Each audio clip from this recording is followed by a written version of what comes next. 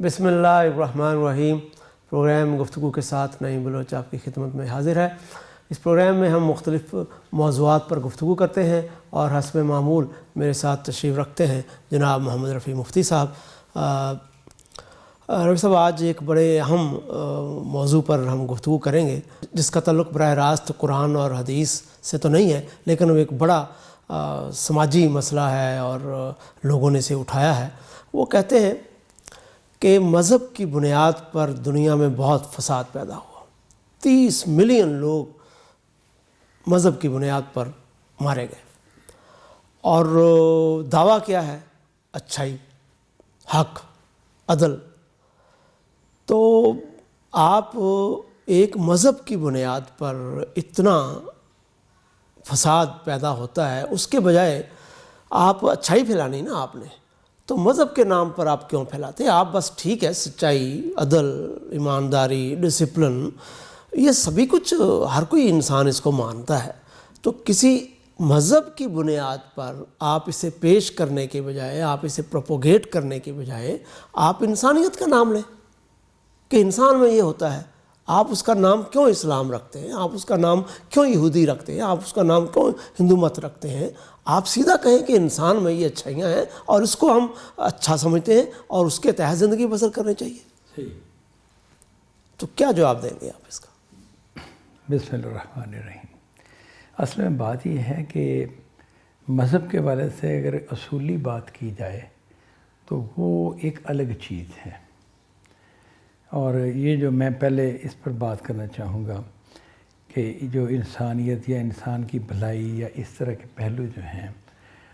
اس کو اگر ہم کہیں تو کسی کو کوئی اختلاف نہیں، انسان کی بھلائی ہونی چاہیے، اور اس کے لیے آپس میں اگر فتنہ و فساد کی فضا ہے تو وہ سراسر انسانیت کے خلاف ہے، انسانی مفاد کے خلاف ہے، کوئی اس میں شک نہیں۔ اس کا مطلب کوئی بھی ایسی بنیاد یا کوئی بھی ایسی وجہ گوارا نہیں کی جا سکتی جس کے نتیجے میں فتنہ و فساد پھیلے۔ یہ بات درست ہے، اس میں کوئی بحث نہیں۔ یعنی کہ اس کو اگر آپ ایگزیکٹ لفظ سے بیان کریں جو آپ کہنا چاہتے ہیں تو وہ یہ ہے کہ جو ہیومنسٹ ہیں، ہیومنزم جو ہے، اس کے علم بردار جو ہیں وہ یہی بات کہتے ہیں کہ بھئی مذہب سے تو بہت مسائل پیدا ہوئے ہیں، تو مذہب کو ہم چھوڑ دیتے ہیں اور ہم ایک انسانیت کے نام پر ایک تحریک اٹھاتے ہیں جس میں پیش نظر انسانوں کا بھلا اور انسانوں کی ترقی، انسانوں کی خوشحالی جو ہے یہ پیش نظر ہو۔ اس اتنی بات سے جو ہے نا کہ بھئی انسانوں کا بھلا ہو، اس سے تو کوئی اختلاف نہیں۔ جب وہ کہتے ہیں کہ بھئی مذہب کے نام پر فساد ہوا ہے تو اس پر کچھ بحث ہے کہ بھئی یہ کیا کہنا چاہ رہے ہیں آپ، اور مذہب کو پھر وہ کہتے ہیں اس کو چھوڑ دیا جائے، کیونکہ یوں تو نہیں ہو سکتا نا کہ آپ ایک انسان کے لیے ایک خیر و برکت والی تحریک اٹھائیں، یعنی ایسی چیز میں انسان کی بھلائی ہو، ایسی تحریک اٹھا رہے ہیں، ساتھ فتنہ و فساد والی بنیاد کو بھی باقی رکھیں، یعنی مذہب کو، یہ ان کا خیال ہے۔ تو وہ کہتے ہیں کہ نہیں، مذہب کی جو ہے نا کو خاتمہ ضروری ہے تاکہ انسانی سوچ اس طریقے سے کام نہ کرے جس طرح مذہبی لوگوں کا ذہن چلتا ہے۔ اس پر ہم پہلے گفتگو کر لیتے ہیں، پھر اس کے بعد اس پر ہم بات کرتے ہیں مزید تفصیلی۔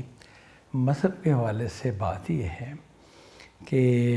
ایک تو آسمانی مذاہب ہیں جسے ہم کہتے ہیں، جیسے اسلام ہے یا یہودیت ہے، عیسائیت ہے، اس طرح صابیوں کا بھی ذکر آتا ہے، گو وہ لوگ کم ہی پائے جاتے ہیں تاریخ میں، لیکن بہرحال ذکر آتا ہے۔ معاملہ یہ ہے کہ یہ وہ لوگ ہیں جو آسمانی مذہب کا، اپنے مذہب کے آسمانی ہونے کا ذکر کریں۔ اس کے علاوہ بھی مذاہب موجود ہیں دنیا میں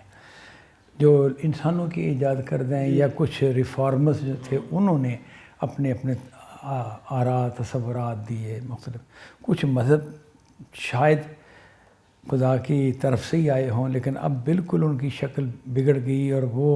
شخصیتیں بھی نمایاں نہیں رہیں کہ جنہوں نے وہ مذہب اگر خدا کی طرف سے تھا تو بیان کیا تھا، پیش کیا تھا۔ وہ نام گم ہو گئے تاریخ میں، یا ان کی صحیح تعارف ختم ہو گیا۔ تو ہم یہ دیکھتے ہیں کہ عام طور پر مذہبی لوگ جو ہیں ان میں سے بہت کم ایسے ہوتے ہیں کہ جو ان اصولوں پر کھڑے ہوتے ہیں جن اصولوں کو وہ بیان کر رہے ہوتے ہیں یا ان کی کتابیں بیان کرتی ہیں۔ یہاں سے پہلی وہ غلطی شروع ہوتی ہے مذہب کے ایریے میں، یعنی مذہب کیا کہہ رہا ہے وہ کہیں گے یہ کہہ رہا ہے، یہ جو بات ہم کر رہے ہیں، تو پھر تم کیا کر رہے ہو، وہ اس سے مختلف ہوتا ہے۔ عام طور پر ایسا ہے۔ تو اس کا مطلب یہ ہے کہ جب وہ ان کا عمل دنیا میں کسی نتیجے کا باعث بنتا ہے، کسی فتنہ و فساد کا باعث بنتا ہے، تو ان کا مذہب نہیں بن رہا، ان کا رویہ بن رہا ہے۔ اچھا، یہ چیز سمجھنی ضروری ہے۔ اگر ہم علمی تجزیہ کرنا چاہتے ہیں اور صحیح بات کو طے کرنا چاہتے ہیں تو ہمیں یہ فرق ضرور کرنا چاہیے کہ مذہب کیا کہہ رہا ہے یہ ایک بات ہے، اور مذہبی لوگ کیا کر رہے ہیں، ان کا عمل کیا ہے اور وہ علم کیا ہے۔ ان دونوں میں اکثر جو ہم پہ فرق دیکھیں گے۔ اب اس کے بعد دو سوال پیدا ہوتے ہیں۔ پہلا سوال یہ ہے کہ یہ مذہب اتنی زیادہ تعداد میں، اب بھی آپ دیکھیں کہ تقریباً 90% کہا جا سکتا ہے، یا اگر کچھ کم بھی تعداد اب ہوئی ہے تو آپ 80% کہہ لیں لوگ مذہبی ہیں، کسی نہ کسی مذہب سے جڑے ہوئے ہیں،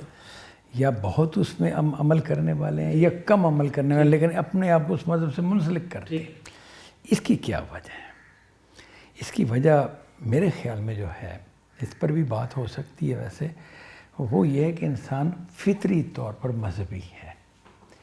وہ کسی بڑی طاقت کو اپنے اوپر حاکم مانتا ہے، اس کا باطن اس کو یہ کہتا ہے۔ اور اگر ہم قرآن مجید کے حوالے سے دیکھیں تو وہ تو بات بیان کرتا ہی ہے، انفس و آفاق کے دلائل کے حوالے سے وہ کہتا ہے، یہ کائنات بتاتی ہے کہ اس کو کوئی چلانے والا ہے جو بہت بڑا کنٹرول کرنے والا ہے۔ انسان کا وجود بتاتا ہے کہ میں خود اپنا خالق نہیں ہوں، میں خود اپنے آپ کو پیدا کرنے والا نہیں ہوں، اور میں خود اپنے آپ کو مارنے والا نہیں ہوں، میرے اوپر کوئی حکمران ہے۔ یہ بات، اور دوسری جگہوں پہ بھی جو مذہبی لوگ ہیں ان کو جب دیکھیں گے تو وہ کسی بڑی طاقت کو، دیوتا کا لفظ بول لیں، خدا کا لفظ بول لیں، بھگوان کا لفظ بول لیں، ایشور کا لفظ بول لیں، یا کوئی اور اپنی مختلف زبانوں میں جو بولے جاتے ہیں وہ لفظ بول لیں، بہرحال وہ کہتے ہیں،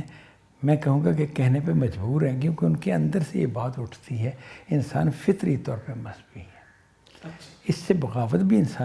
انسانوں نے کی ہے، کرتے ہیں، اس کا رجحان اب ہم نسبتاً زیادہ دیکھتے ہیں۔ یہ بات درست ہے، لیکن کیا یہ بغاوت، اس میں دو مسئلے پھر پیدا ہوئے کہ کیا واقعی کوئی خدا ہے، پہلی بات، اگر کوئی خدا ہے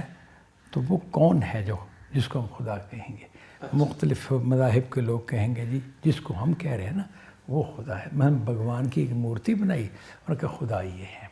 یہ سب کچھ کر سکتا ہے۔ مسلمانوں نے کہا نہیں، اللہ سب کچھ کر سکتا ہے۔ کسی اور نے کہا کہ جیسے انگریزوں کے ہاں یہ عیسائیوں کے گاڈ کا لفظ بولا جاتا ہے تو وہ کہ اس سے سب کچھ کرتے ہیں، اور اس میں عیسیٰ علیہ السلام کو بھی شامل کر دیتے ہیں کہ بھئی یہ بھی ابن اللہ ہیں، اللہ کے بیٹے ہیں، اور یہ خدائی طاقتیں رکھتے ہیں۔ یہ جو معاملات ہیں اس طرح کے، اس میں حق و باطل کو طے کرنا کہ صحیح بات ہے کیا اور غلط بات کیا ہے، ایک مسئلہ، اہم مسئلہ یہ ہے۔ اس کا آسان حل یہ ہے، خدا وہ ہے جو کائنات کا اور انسان کا خالق ہے۔ بس جو بھی خالق ہے نا، ہر قوم کسی نہ کسی کو خالق مان رہی ہے کائنات کا، یہ کائنات جو ہے نا اس کے اوپر کسی نہ کسی کو حاکم مان رہی ہے۔ تو وہ جو ذات ہے وہ ایک ہی ذات ہے، ظاہر ہے کہ اس کائنات ایک ہے تو اس کا ایک ہی خدا ہے، انسان ایک وجود ہے تو اس کا ایک ہی خدا ہے۔ اچھا، اس کے بارے میں تصور لوگوں نے مختلف بنائے، جو بھی بنائے وہ زیر بحث نہیں، ہم بنیادی چیز طے کرتے ہیں کہ وہ جو حاکم ہے اس کا، کیا اس کے یہ حق بنتا ہے کہ وہ اپنی مخلوق انسان کے بارے میں کوئی لائحہ عمل طے کرے، اسے گائیڈ کرے، اس کے لیے کوئی راستہ طے کرے؟ تو اس کا سادہ عقلی جواب ہے بالکل، اگر وہ مالک موجود ہے تو اصل تو پھر اس کی ملکیت ہے نا، یہ تو وہی رہنمائی دے گا، وہی بتائے گا۔ یہ اتنی بات تو اصولی ہے اور معقول ہے۔ کائنات کو اگر ہم دیکھیں اور خود انسان اپنے وجود کو دیکھے، اس میں جو جاری نظام ہے اس کو دیکھیں، تو خدا کی بناوٹ میں، خدا کی کاریگری میں جو چیز ہے وہ خیر اور برکت کا پہلو ہے۔ یعنی اس حوالے سے میں کہہ رہا ہوں کہ اس میں نمو پاتے ہیں آپ، چیزیں بڑھتی ہیں، پھلتی پھولتی ہیں، ایک بھلائی کا تصور ہے، تعمیر کا رجحان ہے، تخریب کا نہیں ہے، تعمیر کا رجحان ہے۔ اگر کوئی چیز اس سے ڈیفرنٹ بھی دیکھتے ہیں تو وہ بھی تعمیر ہی کے طرف بڑھانے کے لیے اصل میں پائی جاتی ہے، لیکن وہ پھر موضوع تفصیلی ہو جائے گا، اس سے ہم اوائڈ کرتے ہوئے یہ جو پہلو ہے اس سے ہم خدا کی اس صفت کو دیکھتے ہیں کہ خدا نے یہ کائنات کا جو تصور ہمارے سامنے آتا ہے، یعنی خدا کی اس کائنات کا جو تصور ہمارے سامنے آتا ہے وہ بہرحال خیر اور بھلائی والا تصور ہے، تعمیر والا تصور ہے، تخریب والا نہیں ہے، فتنہ و فساد والا نہیں ہے۔ ویسے میں یہاں پر آپ کو روکوں گا۔ میں اگر آپ کی گفتگو کا خلاصہ کروں ابھی تک تو آپ نے 3 نکات فرمائے۔ پہلا نقطہ یہ کہا ہے کہ جو مذہب کا فساد ہے وہ مذہب کا فساد نہیں، وہ انسانی رویوں کا فساد ہے۔ ایک بات آپ نے یہ فرمائی۔ دوسری بات آپ نے یہ فرمائی کہ مذہب کے بغیر گزارا نہیں ہے، یہ انسان کی فطرت کا تقاضا، انسان بیسیکلی مذہب اورینٹڈ ہے، ٹھیک ہے۔ تیسری بات آپ نے مختلف مذاہب کے حوالے سے بتائی کہ مذہب جو ہے وہ ایک حقیقت ہے، اور اس بحث میں آپ نہیں گئے کہ کون سا مذہب حقیقت ہے، لیکن آپ نے کہا کہ مذہب ایک حقیقت ہے اور اس کو ماننا ناگزیر ہے۔ اصولاً میں نے اس کو بیان کیا ہے نا، یہ 3 باتیں آپ نے بتائیں، لیکن ہم بحث کو ادھر لے جانے کے بجائے کہ کون سا مذہب حق ہے، بیسک جو آج کا نقطہ ہے وہ یہ ہے کہ مذہب کیوں ضروری ہے، ایک اور دوسرا اس کا فسادی پہلو۔ نہیں، اسی طرف آ رہا ہوں میں، لیکن ان چیزوں کو اگر ہم صاف نہیں کرتے نا تو پھر وہ معاملہ واضح نہیں ہوتا۔ مذہب وہ حق ہے جو خالق کائنات کی بات کو بیان کر رہا ہے، ٹھیک ہے نا۔ تو میں نے جو گفتگو کی اس میں پہلے بتایا کہ خدا اس کو کہیں گے جو خالق کائنات ہے، خالق انسان ہے، اور اسے یہ حق حاصل ہے کہ وہ اپنی مخلوق کے بارے میں لاہے عمل طے کرے۔ اچھا، اگر ہم کہتے ہیں کہ وہ ہے تو صحیح، ہم اس کو رد کرتے ہیں تو یہ نامعقول بات ہے۔ اس لیے اگر اپنے اس کا وجود مان لیا ہے، اور وجود ماننے سے گریز ممکن ہی نہیں کائنات کے ہوتے ہوئے اور ہمارے اپنے ہوتے ہوئے، یہ ممکن ہی کہ ہم انکار کریں، تو پھر اس کا حق بھی ماننا پڑے گا کہ بھئی وہ ہماری رہنمائی کر سکتا ہے، اور اس کا علم اور اس کا کمال، اس کی حکمت یہ کائنات بتاتی ہے، ہمارا وجود بتاتا ہے کہ وہ کس طرح اس نے یہ چیزیں تخلیق کی، کیا سسٹم ہے اس کے اندر، کتنی زیادہ ایک لاجک ہے، کس طرح کوئی آدمی بیمار ہوتا ہے تو تب اس کی کچھ ریزن ہوتی ہے، اور وہ جب ریزن اب تلاش کر لیتے ہیں، دور کر دیتے ہیں تو بالکل پھر وہ صحت کے راستے پہ چل پڑتا ہے۔ یہ کائنات ہمیں بہت کچھ چیزیں دیتی ہے، بہت کچھ علم، تو وہ علم بتاتا ہے کہ خدا، تمہارا خدا اس طرح کا ہے، اس سے گریز اصولاً ممکن نہیں ہے۔ اس کے بعد یہ ہے کہ چلو گریز ممکن نہیں تو ہم اس کو اپنا لیتے ہیں، لیکن اس کا کیا کریں کہ مذہب کو اپنانے والے آپ 100 لے لیں مذاہب پہلے، یعنی 100 قسم کے لوگ لے لیں، تو ان کے اکثر کے ہاں جھگڑے، فساد، باہمی چپکلش اور بہت زیادہ شدت پسندی یہ پائی جاتی ہے۔ اس کی کیا وجہ ہے کہ یہ ایسے ہے؟ یہ چیز جو ہے یہ ایسا نہیں ہے کہ یہ صرف مذہب کی وجہ سے انسان کا یہ رویہ ہے۔ جہاں تک شدت کا پہلو ہے اس کی تو وجہ بنتی ہے کہ شدت جب یہاں آتی ہے تو اس کی ایک وجہ مذہب کا ایک تصور ہے کہ یہ خدا کی بات ہے، تو میں خدا کی بات کر رہا ہوں، آپ کہتے ہیں میں بھی خدا کی بات کر رہا ہوں، تو دونوں پھر خدا کی طاقت جو ہے وہ اپنے پیچھے سمجھ کر تو جم جاتے ہیں۔ شدت کی وجہ تو یہ ہے، لیکن یہ بات جو ہے کہ کرنے کا حق آپ سمجھتے ہیں کہ بات مالک کی بات جب ہمارے پاس ہے تو ہم اسے کریں گے، کیوں نہیں کریں گے؟ انسانی رویوں میں یہ جو اتار چڑھاؤ ہے، یہ جو معاملہ ہے، یہ جب اس کے نفس کے ہتھے چڑھتا ہے، نفس کے ہتھے سے میرا ذاتی مفاد بن جاتا ہے، میری ذاتی خواہش بنتی ہے، میری ذاتی عزت کا مسئلہ بن جاتا ہے، میرے وقار کا مسئلہ بن جاتا ہے، تو پھر وہ اس جنگ میں اتر جاتا ہے کہ جس کو ہم دیکھتے ہیں کہ بادشاہ اپنی بادشاہت کے لیے جنگیں کرتے ہیں، لڑائیاں کرتے ہیں، کاروباری آدمی اپنے نفع کے لیے، اپنے فائدے کے لیے 100 ہیلے بہانے اختیار کرتا ہے، 100 دھوکے دیتا ہے، بہت فراڈ کرتا ہے۔ تو یہ ساری چیز کا مطلب ہے کہ جب کوئی چیز انسان کے نفس کے ہتھے آتی ہے تو وہ ایک اندھے بہرے حیوان کی طرح چل پڑتا ہے۔ یعنی کہ آپ کا کہنے کا مطلب یہ ہے کہ مذہب اگر انسان کی میراث ہے تو وہ ایک رویہ پیدا کرتا ہے، اگر کوئی قوم کسی مذہب کے ساتھ اپنے آپ کو وابستہ کر دے تو پھر اس سے وہ رویے جنم لیتے ہیں جن پر آپ تنقید کر رہے ہیں۔ اس طرح نہیں بیان کریں، بلکہ یہ ہے کہ مذہب کو اگر خدا کے زاویے سے دیکھیں تو وہ اس کا حق ہے اور اس کا بیان ہے جو انسان کی رہنمائی کے لیے ہے، اور وہ سراپا خیر و تعمیر کی بات کرتا ہے۔ اور جب مذہب کو دیکھیں کہ مذہبی لوگ جو ہیں وہ اس کو لے کے چلتے ہیں تو وہ اپنے مفادات میں، اپنی خواہشات میں جب پڑے نظر آتے ہیں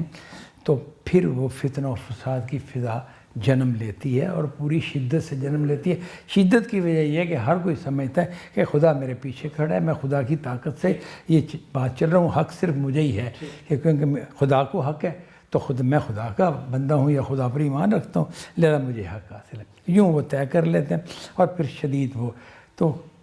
بات اصل میں کیا کر رہا ہوتا ہے، اپنی خواہش کو، اپنی عزت کو، اپنے معاملے کو، اپنے مفادات کو وہ واچ کر رہا ہوتا ہے، ان کے لیے ساری وہ جنگ کر رہا ہوتا ہے، وہ خدا کے لیے جنگ نہیں ہوتی۔ اچھا، اگر خدا کے لیے جنگ ہوتی تو اس کی نشانی کیا تھی؟ اس کی نشانی یہ تھی کہ انسان کہتا، ہم فرض کیجیے میں اور آپ بات کر رہے ہیں تو میں نے ایک بات کی کہ خدا کا تو یہ حکم ہے، اس طرح ہونا چاہیے، تو آپ مجھ سے سوال کرتے کہ بھئی یہ بات آپ کہہ رہے ہیں کس بنیاد پہ کہہ رہے ہیں؟ تو میں کوئی خدا کا کوئی قول پیش کرتا، کوئی دلیل دیتا، اور وہ دلیل صحیح ہوتی تو آپ قبول کر لیتے، غلط ہوتی تو میں قبول کر لیتا کہ اوہ یہ مجھے غلطی لگی ہے، ٹھیک ہے نا، آپ نے اس کی غلطی وعدے کی، میں نے مان لی۔ یہ رویہ ہے انسانی رویہ۔ انسان اس سے آگے کا حق نہیں رکھتا کہ وہ کہے کہ یہی ٹھیک ہے،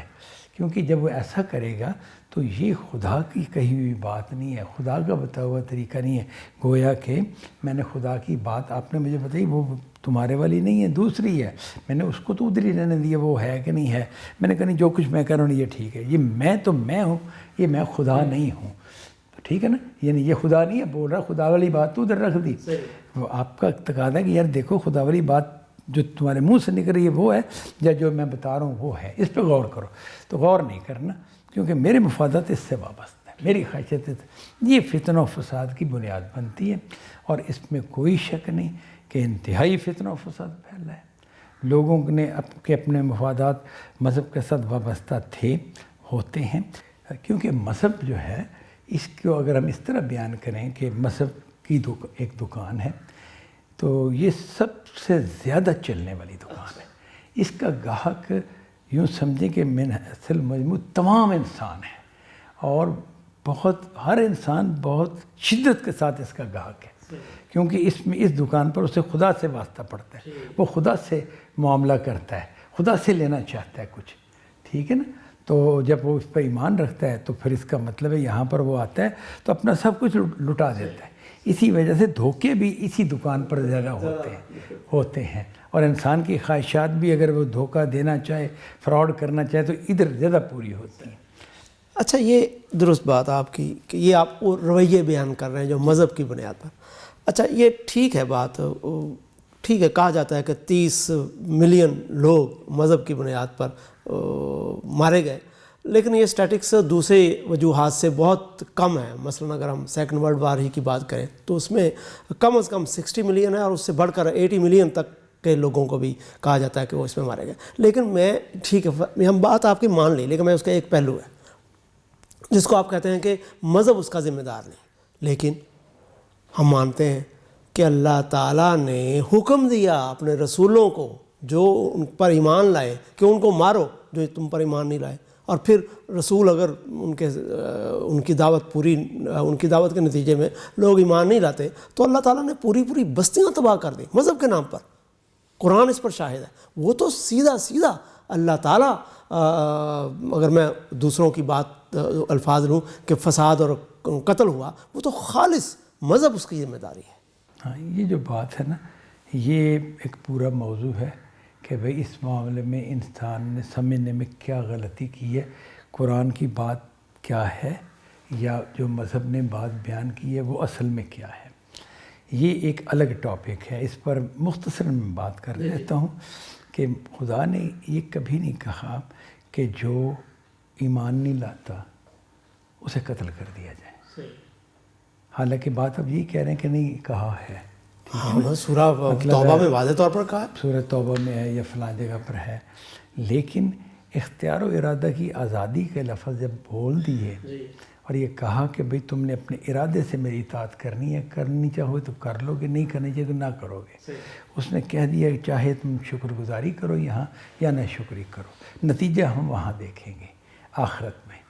یہ جب کہہ دیا تو اس کے خلاف قرآن مجید کی یہ، کیونکہ یہ خود قرآن کی باتیں ہیں، تو اس کے خلاف قرآن کی آیات کا مفہوم نہیں لیا جا سکتا۔ اس کا مطلب ہے مفہوم کچھ اور ہے، اس کا وہ معاملہ کوئی دوسرا ہے کہ جو وہاں زیر بحث ہے، اس کو انسان کو اگر پھیلاتا ہے تو غلطی سے پھیلا رہا ہے۔ اچھا ڈاکٹر صاحب، میں یہاں آپ کو روکوں گا اس لیے کہ ہمارا وقت ختم ہو گیا، تو ہم اس گفتگو کو اگلی نشست تک جاری رکھتے ہیں اور آج کے اس پروگرام کو یہاں پر ختم کرتے ہیں اور ناظرین سے اجازت لیتے ہیں۔ اللہ حافظ۔